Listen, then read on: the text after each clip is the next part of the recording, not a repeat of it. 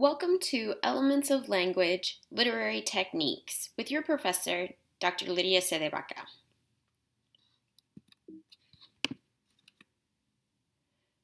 The purpose of this lesson is to introduce some fundamental elements of language for identification and analysis during the close reading process. In this lesson, you will learn the definitions of several fundamental elements of language, learn how each element functions as a literary technique, and learn how to analyze each element in works of short fiction.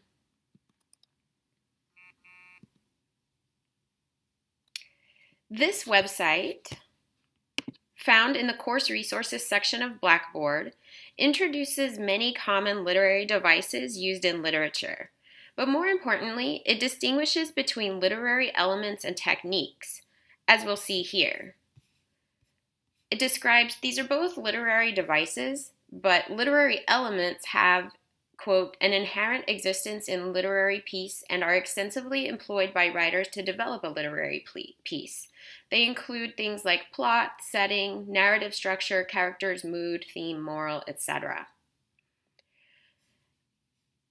Literary techniques, by contrast, are, quote, structures, usually a word, words, or phrases, in literary texts that writers employ to achieve not merely artistic ends, but also give a greater understanding to readers and appreciation of their literary works. So they include things like metaphor, simile, alliteration, hyperbole, allegory, etc. In contrast to literary elements, literary techniques are not unavoidable aspects of literary works, whereas literary elements must be used in order to define a specific kind of genre.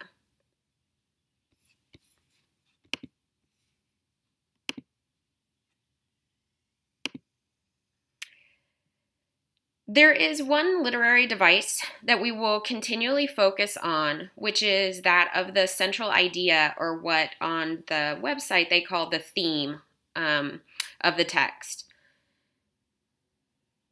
We will be also focusing on one other literary device in this video, which is the tone, or what they call in that website the mood.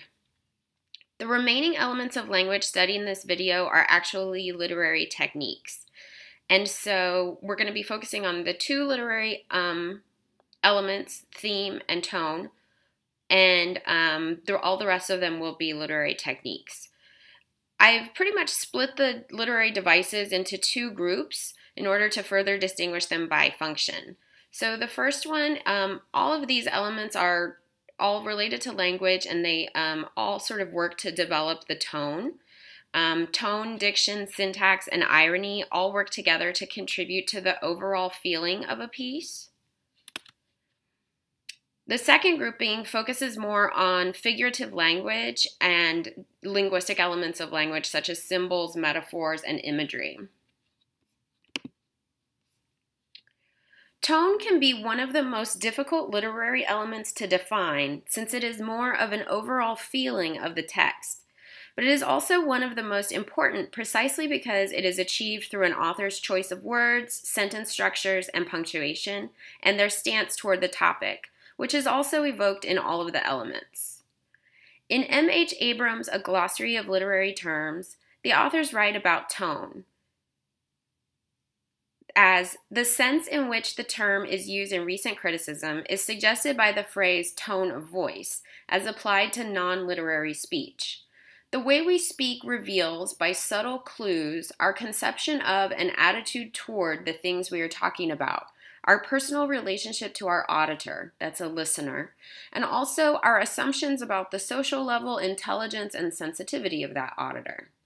The tone of a speech can be described as critical or approving, formal or intimate, outspoken or reticent, solemn or playful, arrogant or prayerful, angry or loving, serious or ironic, condescending or obsequious, and so on through numberless possible nuances of relationship and attitude both to object and auditor.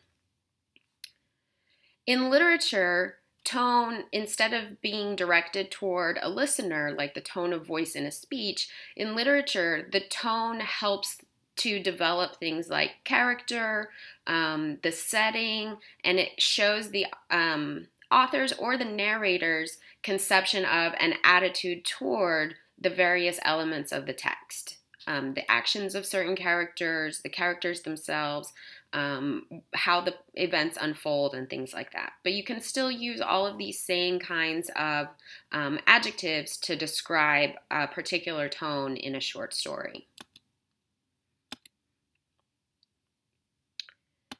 Tone in literature is defined by several elements, including the diction, or the words that an author chooses to use, as well as the way in which those words are constructed into sentences, or the syntax. In addition, you'll note that one of the tones mentioned above was ironic, as opposed to serious or straightforward. So let's take a look at what each of these terms means and how you might use them in a literary analysis. Diction refers to the language of a story on the word level and how each word invokes different shades of meaning. Although we often think about the words that the author chooses to use, actually the author's attention doesn't matter as much as what you, the reader, are able to make of the language by understanding each shade or level of meaning. Thus, it is important to understand a word's denotation, which is its dictionary definition, its basic definition. If there's a word that you don't understand in the reading, it's a new vocabulary word for you, you definitely want to take the time to look it up and ensure that you understand, based on that definition, how it is used in the context of the story. That will give you a sense of not just its dictionary definition, but also its connotations. What are the emotional and or cultural, social, and historical associations of the word? Recognizing the emotions and associations of a word, its connotations, will also help you understand the tone of the piece. Finally, you can get an incredible amount of information about a word as well as what it means in the context of the central idea of the story itself by looking up that word's etymology or history. As discussed in class and in previous videos, you can use the Oxford English Dictionary online to look for etymologies, as well as a rich etymology resource that we looked at in class called Online Etymology Dictionary that can provide even richer associations and histories by giving even the histories and meanings of prefixes, as in this example of in, the prefix to infinite, from Jorge Luis Borges's Library of Babel.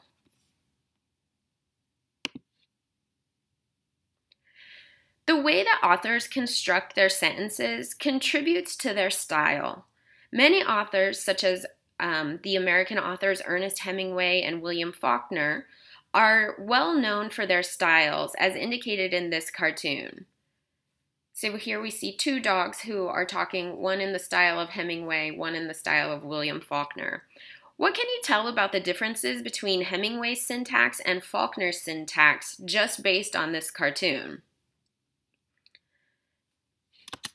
There are many questions you can ask or observations you can make about syntax to help you analyze the significance of sentence structures for a work's meaning or central idea.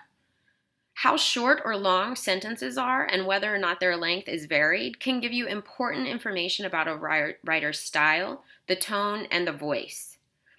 Shorter sentences, like Hemingway's, lead to a sense of a bare or sparse quality and a simple, clean style. Longer, more complex sentences, like Faulkner's, lead to a sense of confusion and disorientation. The next step then is to ask, okay, how does this relate to the subject or to the central idea, to what they're trying to say in the story, or to what the story is actually about? In addition, you can look at the relationship between subjects and actions, or in terms of the syntax, the sentence structure, the subjects and the verbs. We noticed in Sandra Cisneros' Salvador Late or Early, for instance, that Cisneros repeats the subject Salvador 3 times in the first paragraph without including many verbs or actions. They're included in later sentences. Later in the work, when Salvador becomes increasingly more invisible, or increasingly less visible. She removes the subjects from the sentences and focuses strictly on his actions. Looking at the relationship between subjects and verbs can also give us information about the point of view of the narrator, about the tone, and about the level activity if, for instance, the sentences are written in passive voice or active voice. So passive voice is when you use a form of the verb to be, and so there's actually no agent there. It's just that something is passively happening to the subject. So that can also give us some information about the tone and the commentary or the comment that the narrator is making about the action or the particular character. And finally, how punctuation is used has a tremendous impact on the meanings of sentences. Think about the use of parentheses in Library of Babel, for instance. Parentheses usually mean that some information is worth mentioning, but that is tangential to the rest of the ideas. How might that contribute to the central idea of Library of Babel, or how it relates to what it says about language? Think also about Cisneros' use of commas in Salvador Late or Early. It's like an excessive use of commas. They help her to extend sentences and descriptions, to develop imagery that allows us to glimpse Salvador for a little bit longer, which is important because we know that he is a boy who is usually invisible. Ironic was a word used to describe tone, but irony itself, particularly on the level of language, is sometimes difficult to hear or recognize in literature. Nevertheless, finding ironies in a work of literature is an important means of beginning to resolve a work's contradictions or tensions. Irony essentially refers to opposites or a form of innocent lying or masking. In A Glossary of Literary Terms, M.H. Abrams explains that, quote, in Greek comedy, the character called the Iron was a dissembler. A dissembler is a person who kind of lies or just puts on a performance, kind of puts on a mask, who characteristically spoke in understatement and deliberately pretended to be less intelligent than he was, yet triumphed over the alazan, or the self-deceiving and stupid braggart. In most of the modern critical uses of the term irony, there remains the root sense of dissembling or of hiding what is actually the case. Not, however, in order to deceive, but to achieve special rhetorical or artistic effects. But there are different levels of irony in literature. Verbal irony is likely the most recognizable form, as we know it as sarcasm, when one says the opposite of what is meant. Dramatic irony is when the opposite of what is expected or intended by the characters is what happens or unfolds in a work. Tragic irony is an important example of this, when a hero sets out on a certain quest in order to avoid some tragic fate, but then ends up simply confirming his destiny anyway. Finally, structural irony is a form of irony that we'll pay a lot of attention to, especially once you get into narrative analysis. This is where an author uses some element of structure, some literary device, that ends up setting up double meanings that contradict each other or are in tension with each other, or represent an ambiguity in the work's meaning. Satire can be a form of structural irony, as in satire, often a narrator seems to be approving of events that the work itself is actually critiquing. Okay, so you've learned several elements of language so far that can be analyzed. How about you take a little break, pause the video here before going on to the next section, and look at some of the literature we've already read. What of the techniques that we've talked about so far do you notice as you move through step 3 of the close reading process?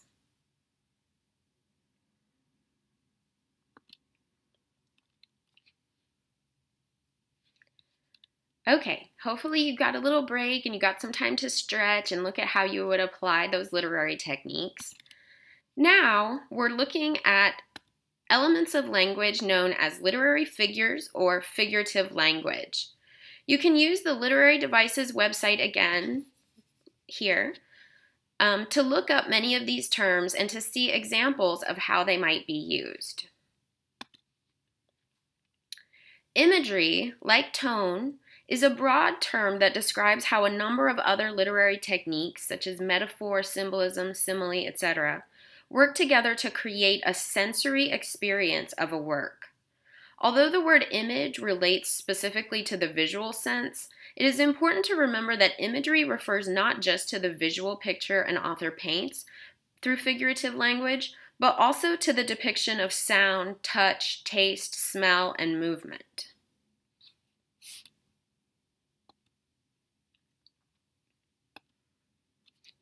So let's talk first about symbols and symbolism. A symbol is an object, action, event, or even a word or phrase that refers to, stands in for, or signifies an idea or meaning beyond the literal meaning of the object, action, etc.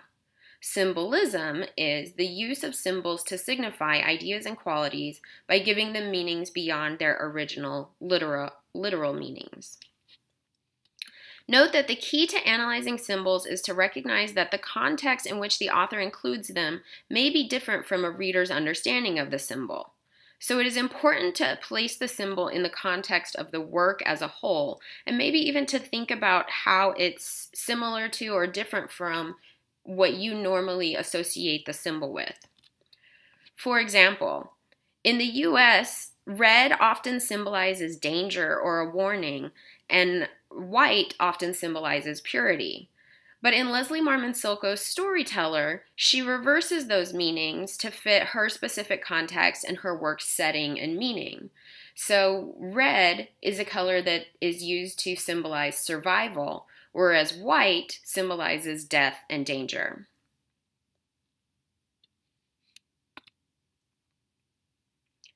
Metaphor is a common literary figure that often many students will recognize. But the key here is to recognize not just what it is, but how it works. So a metaphor is an indirect comparison of two objects so that the literal definition of one is applied to something distinctly different. And there are two elements of the metaphor to keep in mind to understand how it works: the vehicle and the tenor. The vehicle is the word that appears in the text as the metaphorical term. The tenor is the meaning or subject that it carries. So note that the vehicle carries over to the tenor, the subject, certain qualities that allow the metaphor to work. Analyzing metaphors means making those implicit qualities explicit. For example, in the song Stereo Hearts by Gym Class Heroes featuring Adam Levine, the metaphor as a heart as a stereo is used throughout. Here, heart symbolizes love or romance, so they're really saying that my love is like a stereo, or our romantic relationship is like a stereo.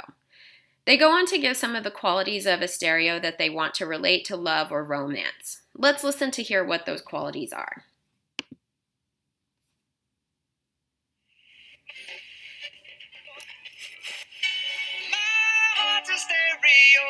It beats for you, so listen close. Hear my thoughts in every note. Oh, oh. Make me your radio and turn me up when you feel low. This melody was meant for you.